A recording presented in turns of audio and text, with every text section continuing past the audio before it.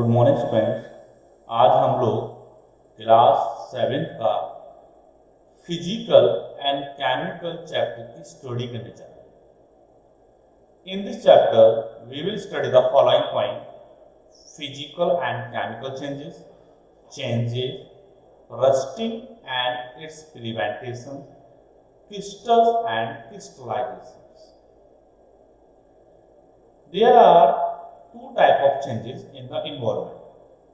One is physical और one is chemical. Physical changes में क्या होता है? फिजिकल चेंजेस में कि सब्सटेंस ब्रेकिंग डाउन होता है, सब्सटेंस ब्रेकिंग डाउन होता है, लेकिन वह अपने कैरेक्टरिस्टिक्स को लीव नहीं करता, यानी कि उसकी बेसिक प्रॉपर्टी चेंज नहीं होती। इसको हम फिजिकल चेंजेस कहते हैं। फिजिकल चेंजेस कहते हैं जस्ट लाइक आप किसी भी पेपर को काट दीजिए, फाड़ दीजिए, टीयर कर दीजिएगा एंड लकड़ी के 4 पार्ट कर दीजिएगा एक्सिस से, कुल्हाड़ी से, तो ये हमारा फिजिकल चेंजेस है। सब्सटेंस का साइज चेंज हो जाएगा, शेप चेंज हो जाएगा, लेकिन उसकी बेसिक जो प्रॉपर्टी है वो चेंज नहीं होगी। और जो फिजिकल चेंजेस होते हैं वो मे बी रिवर्सिबल, वो रिवर्सिबल भी होते हैं, यानी कि वह अपनी पुरानी स्टेट को ऑब्टेन कर सकते हैं। जस्ट लाइक आप वाटर को गर्म करिएगा हॉट, तो वो भाप बन जाएगा। जब वो भाप बनेगा तो व्हाट विल बी हैपन, वो स्टीम बन जाएगी, भाप बन जाएगा। पानी को जब गर्म किया वो 100 डिग्री के टेम्परेचर में जैसे ही आया वो भाप बन गया, और जब वो धीरे धीरे ठंडा होना चालू हुआ वो फिर पानी बन गया। The reason is that उसने अपनी प्रॉपर्टी, अपने शेप को दोबारा ऑब्टेन कर लिया। इस कॉल्ड द फिजिकल चेंजेस। अब वाटर को आप फ्रीज करिए तो वो आइस बन जाएगा, लेकिन वो धीरे धीरे जब आइस मेल्ट होगी तो पानी बन जाएगी, यानी कि अपनी पुरानी स्टेट में जा सकता है। तो वी कैन से दैट जो फिजिकल चेंजेस है वो रिवर्सिबल होते हैं। And now come on the chemical changes. Chemical changes वो चेंजेस होते हैं जो अपनी पुरानी स्टेट को पुरानी स्टेट में नहीं जा पाते एंड पुरानी प्रॉपर्टी को ऑब्टेन नहीं कर पाते। फिजिकल चेंजेस में नए प्रोडक्ट जनरेट होते हैं, और नए प्रोडक्ट जनरेट होते हैं उस तो नई प्रॉपर्टीज भी जनरेट होती हैं। तो फिजिकल चेंजेस और केमिकल चेंजेस में क्या अंतर है? फिजिकल चेंजेस रिवर्सिबल होते हैं। इस फिजिकल चेंजेस में कोई नया सब्सटेंस जनरेट नहीं होता। फिजिकल चेंजेस में नाइदर आपकी जो हीट होती है, एनर्जी होती है, उसको एब्जॉर्ब भी नहीं होती और रिलीज भी नहीं होती।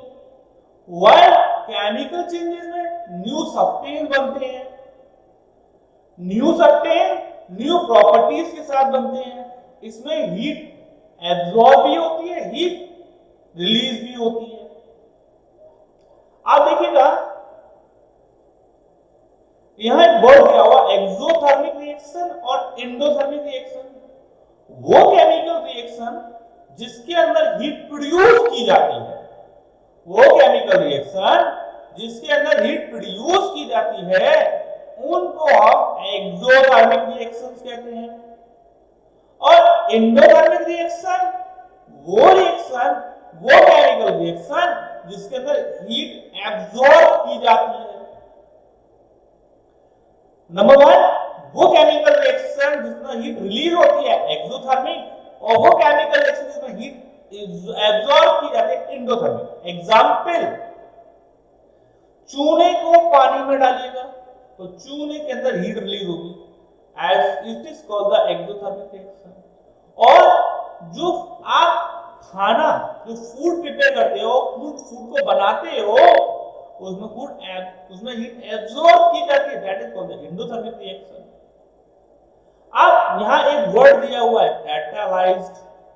कैटालाइज्ड वो सब्सटेंस होते हैं जो केमिकल रिएक्शन की स्पीड को इंक्रीज भी करते हैं और डिक्रीज भी करते हैं। Chemicals catalyzed are the substance which increase or decrease the speed of a chemical reaction। Now see that changes. There are two type of changes. One is physical or one is chemical। अब देखिए would को काटना, आप कपड़े सीना, swimming, stitching, water का melt होना, water का स्टीम होना, ये सारे के सारे physical changes. There are some example, stretching और रबर बैंड, रबर बैंड को स्ट्रेच करिएगा, physical change. Chewing of food, food को चावना, फूड की ब्रेकिंग ना हो रहा है, यहाँ डाइजेशन नहीं हो रहा, फूड की ब्रेकिंग आप चावते तो that is physical change. Putting है इलेक्ट्रिक स्विच ऑन और ऑफ, एक स्विच को ऑन और ऑफ करते हैं, that is called the physical change. Breaking का स्टिक, एक लकड़ी को तार को तोड़ देना, एक लकड़ी को तोड़ देना। टीयरिंग क्लॉथ, प्लोइंग अ फर, जो हमारी सॉइल होती है, जमीन होती है, उसको लूज करते हैं। Sawing of wood, melting of ice cream, dilution of regions alcohol, formation dew, hail, snow, frost, mist and fog, evaporation of water from sea water, ये सारे के सारे के हमारे क्या है, फिजिकल।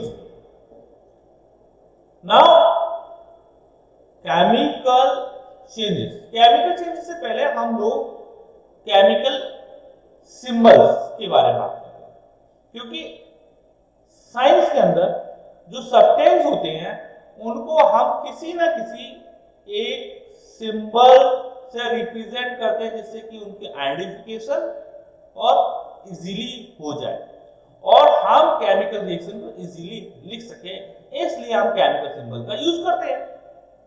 आप देखिएगा, पोटेशियम के, barium Ba, calcium Ca, sodium Na, magnesium Mg, aluminium Al, zinc Zn, iron Fe, nickel Ni। देखिए एक चीज आप ध्यान रखिए, केमिकल सब्सटेंस में फर्स्ट लेटर कैपिटल और सेकंड लेटर हमेशा स्मॉल बनता है, और केमिकल सब्सटेंस में जो अगर फर्स्ट लेटर है तो कैपिटल ही रहेगा, अगर सेकंड लेटर भी लिखा जा रहा है तो वो स्मॉल है। Lead Pb, hydrogen H, copper Cu, silver Ag, platinum Pt, gold Au। देखो अब गोल्ड और Au, गोल्ड क्या है, गोल्ड ऑरम, क्योंकि रोमन में गोल्ड का नाम है ऑरम, इसलिए हम उसका Au दिया। Fluorine F, chlorine Cl, iodine I, oxygen O, hydrogen H, sulphur S, carbon C, helium E। अब इन केमिकल सिंबल से केमिकल फॉर्मूलेज भी बने। जब ये एक दूसरे कॉम्बिनेशन, एक दूसरे रिएक्ट करते हैं तो वो क्या बना, कंपाउंड्स बनाते हैं, और कंपाउंड को हम केमिकल फॉर्मूलेज के द्वारा रिप्रेजेंट करते हैं। Like water H2O, carbon dioxide CO2, hydrochloric HCl, sulphuric acid H2SO4, nitric acid HNO3, carbonic acid H2CO3, phosphoric acid H3PO4, sodium oxide Na2O, sodium chloride NaCl, sodium sulphate Na2SO4, sodium carbonate Na2CO3, sodium hydroxide NaOH, sodium nitrate NaNO3, magnesium oxide MgO, magnesium chloride MgCl2, magnesium sulphate MgSO4, magnesium carbonate MgCO3, magnesium hydroxide MgOH का whole twice, magnesium nitrate MgNO3 का whole twice, calcium oxide CaO, calcium chloride CaCl2। देखिए एक चीज में आपको CaCl2, MgNO3 का whole twice, यानी कि CaCl2, कैल्शियम के साथ क्लोरीन के दो एटम रिएक्ट कर रहे हैं। ये ध्यान, कैल्शियम कार्बोनेट CaCO3, और जितने एटम होते हैं, नंबर ऑफ एटम हमेशा सफिक्स में लिखे जाते हैं नीचे की ओर। कैल्शियम हाइड्रोक्साइड CaOH का whole twice, zinc oxide ZnO, zinc chloride ZnCl2, zinc sulphate ZnSO4, zinc carbonate ZnCO3, zinc nitrate ZnNO3 का whole twice, ferrous oxide Fe2O3, ferrous chloride FeCl2, ferric chloride FeCl3, ferrous sulphate FeSO4, ferric sulphate FeTSO4 का whole thrice, lead trioxide, tri माने 3 होता है, Pb3O4, lead monoxide, mono माने 1, mercury oxide HgO, copper sulphate CuSO4। I have already told you chemical changes. Chemical changes वो substance होते हैं जिसके अंदर एक न्यू केमिकल रिएक्शन में या केमिकल चेंजेस में एक नया सब्सटेंस जनरेट होता है और उसकी प्रॉपर्टी पिछले वाले प्रीवियस एलिमेंट से, प्रीवियस कंपाउंड से डिफरेंट होती है, प्रीवियस कंपाउंड से डिफरेंट होती है। केमिकल रिएक्शंस पे हम फिजिकल इफेक्ट भी पड़ते हैं, भाई टेम्परेचर बढ़ा दो, प्रेशर बढ़ा दो, तो केमिकल रिएक्शन इफेक्टेड करती है। केमिकल रिएक्शन की स्पीड को कैटलाइज के द्वारा बढ़ाया जाता है, कैटलाइज के द्वारा डिक्रीज किया जाता है। और जो सब्सटेंस केमिकल रिएक्शन में पार्टिसिपेट करते हैं, जो सब्सटेंस केमिकल रिएक्शन में पार्टिसिपेट करते हैं, उनको हम रिएक्टेंट कहते हैं। और जो सब्सटेंस केमिकल रिएक्शन में प्रोड्यूस होते हैं, उनको हम प्रोडक्ट। जो सब्सटेंस केमिकल रिएक्शन में पार्टिसिपेट करते हैं, उनको हम रिएक्टेंट कहते हैं। और जो सब्सटेंस केमिकल रिएक्शन में प्रोड्यूस होते हैं, उनको हम प्रोडक्ट कहते हैं। अब यहां पर एक बात आती है, law of conservation of mass. Law of conservation of मास के अकॉर्डिंग अगर केमिकल रिएक्शन में जितने सब्सटेंस पार्टिसिपेट कर रहे हैं, यानी उतने ही जितने सब्सटेंस पार्टिसिपेट कर रहे हैं, उनका जितना मास है उतना ही मास प्रोडक्ट होना चाहिए। We know that law of conservation of mass neither created nor destroyed।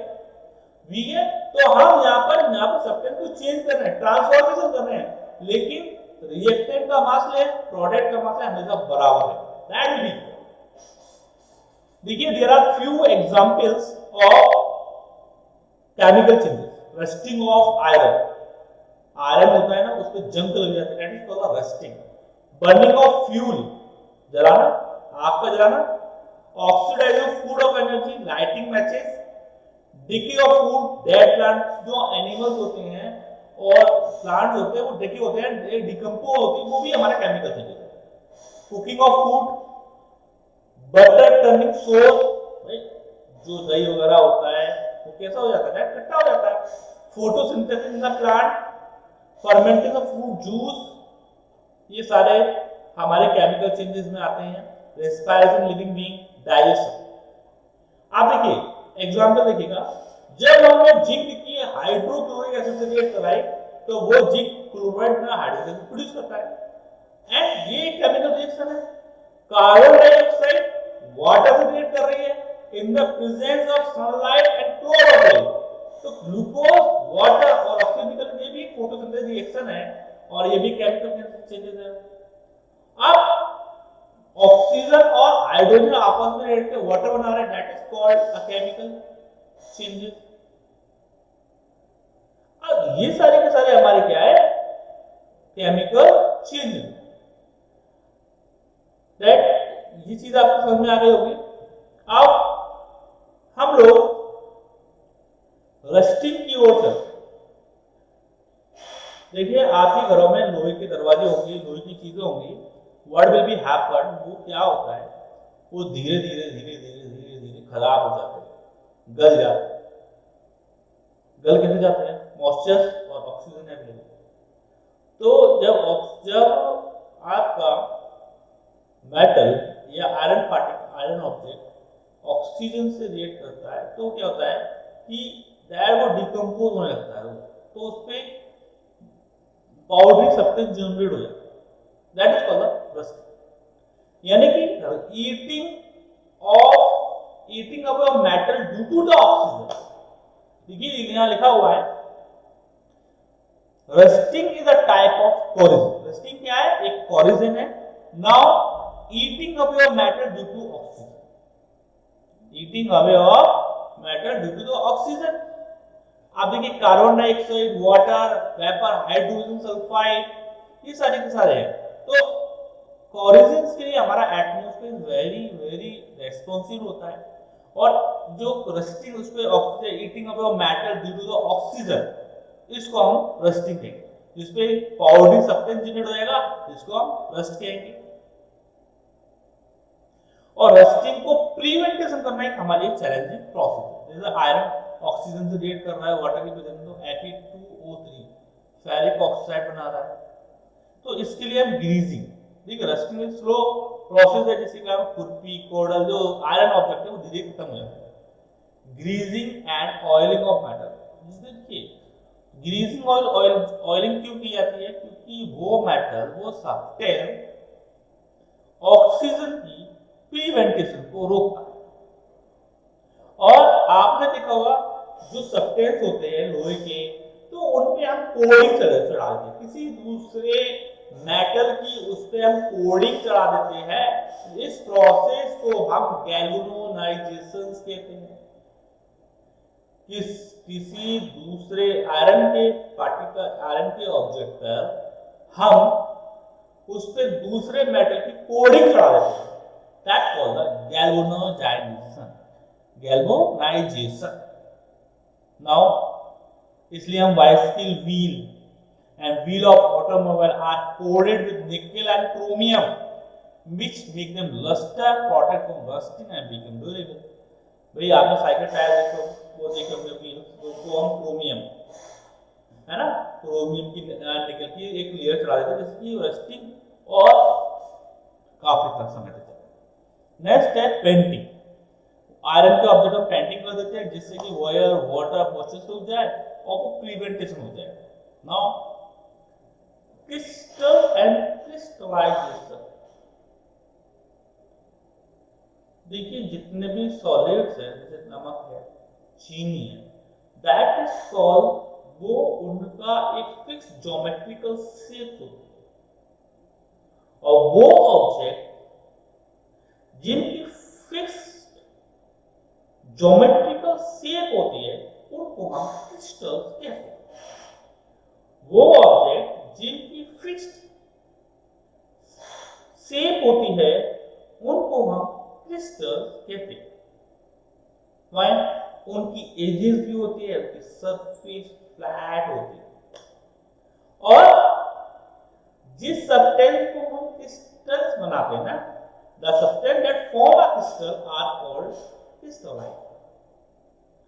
जिस सब्सटेंस को हम क्रिस्टल्स बनाते हैं उनको हम क्रिस्टलाइन कहते हैं, और जो सब्सटेंस जिनकी रेगुलर सरफेस नहीं होती उनको हम एमोफोरस कहते हैं। नाउ द प्रोसेस ऑफ, देखिएगा, the process of obtaining crystal from a saturated solution at higher temperature is called crystallising. वो प्रोसेस जिसमें हम सब्सटेंस की फिक्स ज्योमेट्रिकल शेप तैयार करते हैं, तो उस प्रोसेस को क्रिस्टलाइजेशन कहते हैं। आप देखिए common salt and sea water. Common salt is obtained from sea water by the process of crystallization. Sea water is richest source of salt। भाई पानी जो होता है, पानी समुद्र के पानी में हम नमक होता है उसको इवोपरेटेड करते हैं, दैट हमें नमक मिलता है, और उसको हम क्रिस्टलाइजेशन करते हैं, उसकी फिक्स ज्योमेट्रिकल शेप मिलती है, that is called the crystallization. देखिए मेरे स्टूडेंट, अब हमारा चैप्टर यहीं पे फिनिश होता है, 7th क्लास का physical and chemical changes. And you have first of all आप चैप्टर्स को रीड करें, रीड करने का क्वेश्चन को सॉल्व करें और जो भी प्रॉब्लम है you can discuss with me. Thank you very much.